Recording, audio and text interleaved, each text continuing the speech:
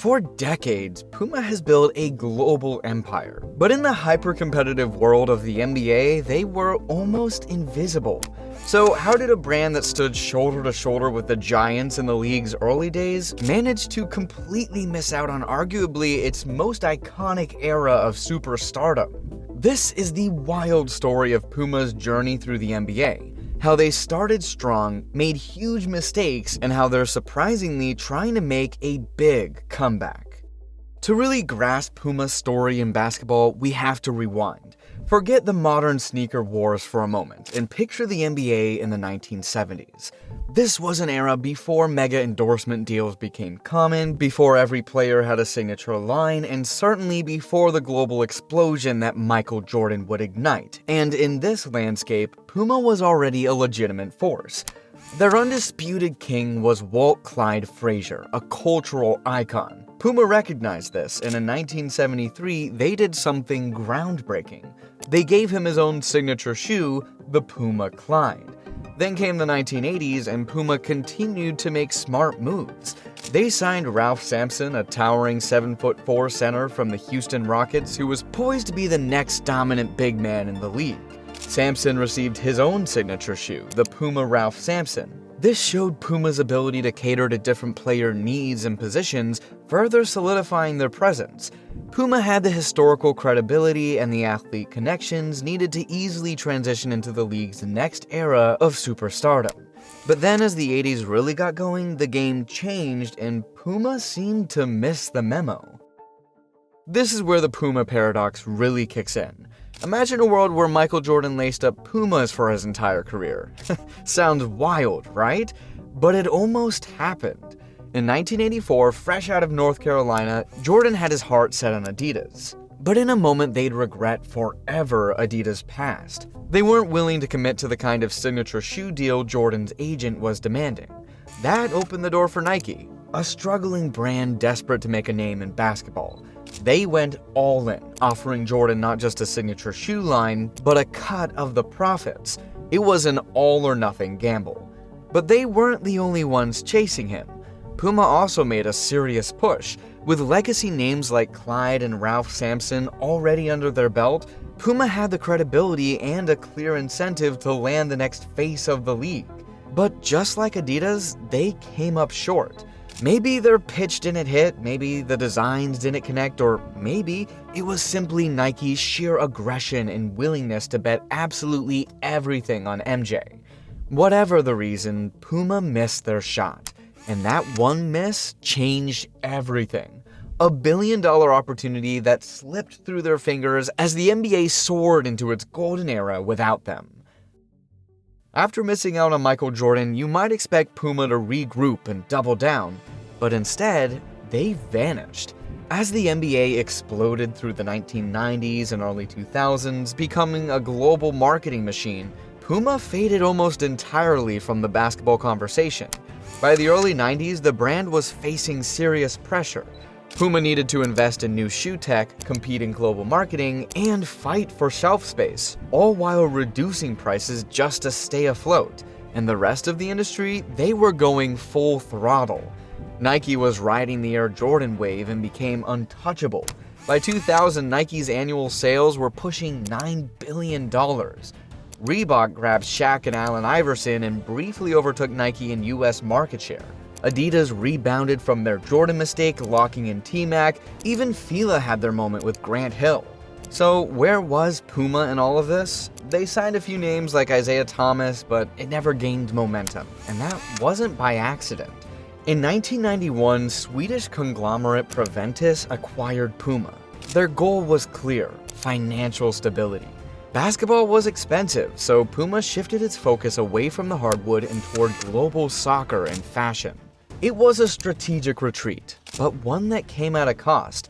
While Jordans were becoming cultural icons and Iversons were flying off shelves, Puma's most famous basketball shoe, the Clyde, became a relic. A reminder of what once was, and what could have been. Puma might have disappeared from NBA courts in the 90s and 2000s, but make no mistake, the company was far from failing. Behind the scenes, Puma was thriving. They just took a different path. one that led them away from basketball and deep into global dominance elsewhere. Their biggest stronghold? Soccer. Puma outfitted some of the world's most iconic clubs like AC Milan, Tottenham Hotspur, and the Italian national team. As Nike and Adidas were trading punches in the NBA, Puma was quietly owning the pitch in Europe and South America, designing elite boots, kits, and gear for the planet's most popular sport. Track and field was another gold mine, literally. In 2003, Puma signed a 16-year-old Jamaican sprinter named Usain Bolt. At the time, he was unproven. By 2008, he was the fastest man on Earth. His Olympic dominance made Puma's logo visible on podiums and world records, and their running division exploded. Then came motorsports. In the early 2000s, Puma became the official supplier for Formula One teams like Ferrari, Mercedes-AMG, and Red Bull Racing. In a sport built on speed and precision, Puma was everywhere. And just when you thought they'd maxed out, they jumped into fashion. Puma's 1998 collab with German designer Jill Sander helped pioneer the luxury sneaker space. Years before streetwear became mainstream, Puma was already blending sport and style, a move that earned them major credibility outside the arena. And just when it seemed like Puma had found its lane in sports, they made another bold pivot into fashion. In the late 2010s, their collaborations with artists like Rihanna under the Fenty Puma label and The Weeknd brought high fashion credibility. They also partnered with J. Cole, launching the RS Dreamer, a performance basketball shoe that doubled as a lifestyle silhouette. It didn't just appeal to hoopers, it caught on with musicians, creators, and sneakerheads. This slow, deliberate crossover into fashion helped Puma earn cultural relevance. And when they re-entered the NBA market in 2018, that credibility mattered. They weren't some retro brand trying to revive a relic, they were already back in the mix. So no, Puma wasn't failing by any means, they were evolving. But while they were conquering soccer, track, fashion, and Formula One, they left basketball behind, and in doing so, they sacrificed a generation of sneakerheads who grew up never seeing the brand on their favorite NBA stars. After decades on the back burner, something changed. In 2018, Puma launched a full-blown comeback in the NBA, and they weren't easing their way in. They understood the game had shifted. Their model of signing aging veterans wasn't the move anymore. So what did they do? They went young, targeting rising stars and stylish players who aligned with the brand's identity on and off the court. Marvin Bagley was their first big swing. A 5-year rookie deal, reportedly the biggest since Kevin Durant, signed with Nike in 2007, and that set the tone. Then came DeAndre Ayton, a multi-year deal that made him one of the highest paid centers in sneaker history. Next, Kyle Kuzma, 5 years, over $20 million, and something players rarely get, creative control. And while none of those players turned into a superstar, the message from Puma was clear. They were done playing it safe. These weren't just endorsements, they were bets, which proved that Puma was willing to spend big and move fast to re-establish itself in a market it had ignored for too long. But their biggest moment came when they landed LaMelo Ball. In 2020, they signed him to a 10-year, $100 million deal that came with a signature shoe, the Puma MB-01. It became one of the hottest basketball sneakers on the market. They were flashy, functional, and unmistakably his. And it put Puma back in the sneaker conversations again. To tie it all together, they brought back heritage, reissuing modern versions of the iconic Clyde and Ralph Sampson shoes where nostalgia met innovation. Puma was no longer watching from the back burner, they were back with something to prove. Puma's NBA comeback got them back into the conversation, but staying there is a whole different game. The sneaker market doesn't slow down, and Puma knows it. To keep their momentum, their strategy is hitting on multiple fronts. First, innovation. Puma is investing heavily in performance tech, like their Nitro foam seen in the All-Pro Nitro, designed to compete with the best on-court shoes from Nike and Adidas. Second, athlete strategy. They want players who can lead on the court and shape culture off it. LaMelo Ball is still the face, but Puma's clearly hunting for the next generation of stars who can push the brand forward for the next decade.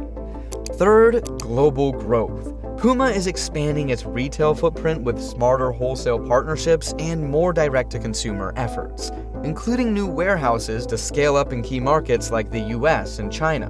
But staying relevant in basketball won't be easy, especially in a market still dominated by giants. Nike continues to control nearly 70% of the basketball sneaker market in the US, thanks in large part to their deep college sponsorships, international presence, and the staying power of the Jordan brand. Adidas and even upstarts like New Balance are fighting hard for market share, leaving little room for error. Puma's player roster, while promising, is still relatively young. LaMelo Ball is a star, but trying to build an iconic, long-lasting sneaker line takes more than flash. There's also the reality of saturation. Consumers are flooded with new drops every week. Hype is hard to maintain. Resale culture, collab fatigue, and shifting style trends all make it tough to build lasting loyalty. For Puma, it means constantly innovating without overextending. They've come a long way, but their comeback is far from complete. The next 5 years will determine whether Puma becomes a permanent part of modern basketball or just a brief revival. And finally, they're not just building for the men's game. In a major move, Puma became the first brand in over a decade to give a WNBA star her own signature shoe, launching Breanna Stewart's line and making a clear statement. Basketball is bigger than ever, and Puma wants in on all of it. Puma's journey through basketball is one of missed chances, bold pivots, and an unlikely redemption. They had a front row seat at the start of the NBA's sneaker boom and missed the biggest opportunity in sports marketing history. Today, Puma ranks as the fourth most popular basketball shoe brand in the NBA, averaging a 3.4% share over the last 5 seasons, with peaks even higher in recent years. They may never catch Nike, but they don't have to. Because after decades in the shadows, Puma has finally reclaimed a seat at the table. Puma's story isn't just about shoes. It's about how one missed opportunity can haunt a brand for generations. They let Michael Jordan slip away, let the golden era of NBA marketing pass them by, and they watched an entire generation grow up wearing everyone but them. But today, they're no longer an afterthought. As of 2024, Puma's annual global revenue has climbed past $9.4 billion, with basketball and streetwear making up a growing slice of their fastest expanding markets.